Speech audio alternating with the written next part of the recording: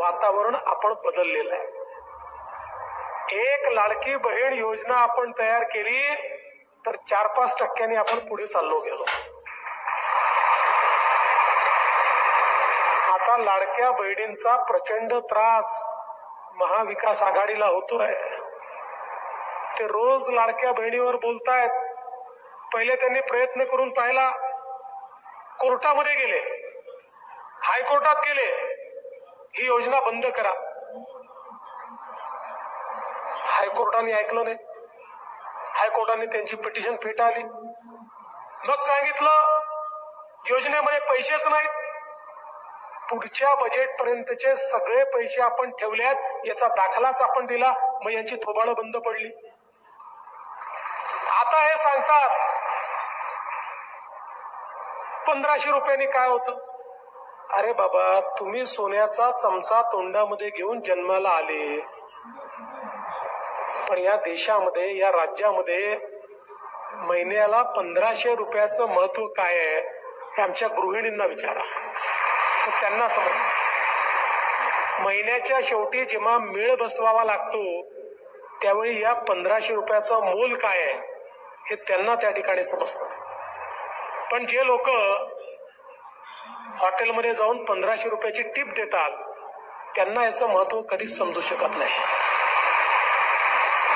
त्यामुळे हे सोन्याचा चमचा तोंडात घेऊन जन्माला आलेले अशाच प्रकारे आमच्या गरीब बहिणींचा त्या ठिकाणी थट्टा करतील, मजाक उडवतील. पण आमच्या बहिणींनाही हे लक्षात आलेलं आहे, हे सावत्र भाऊ आहेत, हे कधीच आपल्याकडे लक्ष देऊ शकत नाही. या सावत्र भावांपासून सावधानच राहावं लागेल. आज 1 कोटीपेक्षा जास्त, जवळजवळ 1.5 कोटीपर्यंतची नोंदणी आपली पोचली आहे.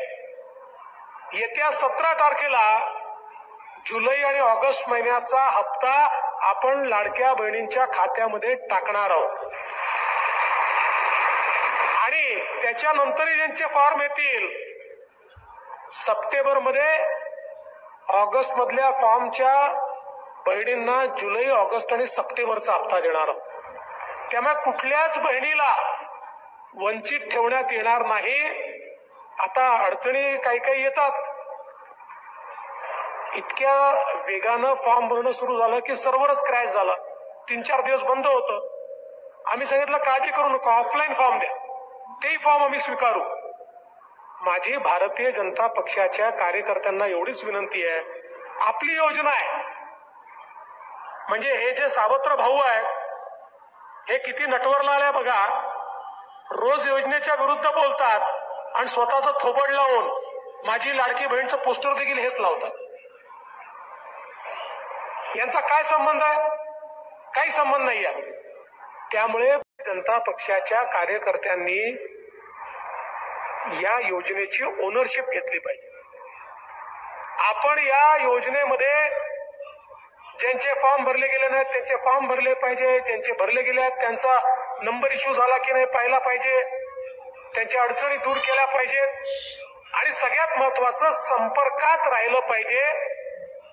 लाडक्या बहिणींना त्यांचे लाडके भाऊ कोण आहे हे आपल्या माध्यमातून पोचलं पाहिजे. मी तुम्हाला सांगतो, ही एकच योजना अशी आहे की जी घोषित झाल्यापासनं महाविकास आघाडीच्या नेत्यांच्या चेहऱ्यावरचं पाणीच पळालंय. त्यांना समजेना आता करावं काय. पण यांचं खोटं बोलण्याची सवय त्या ठिकाणी जात नाही.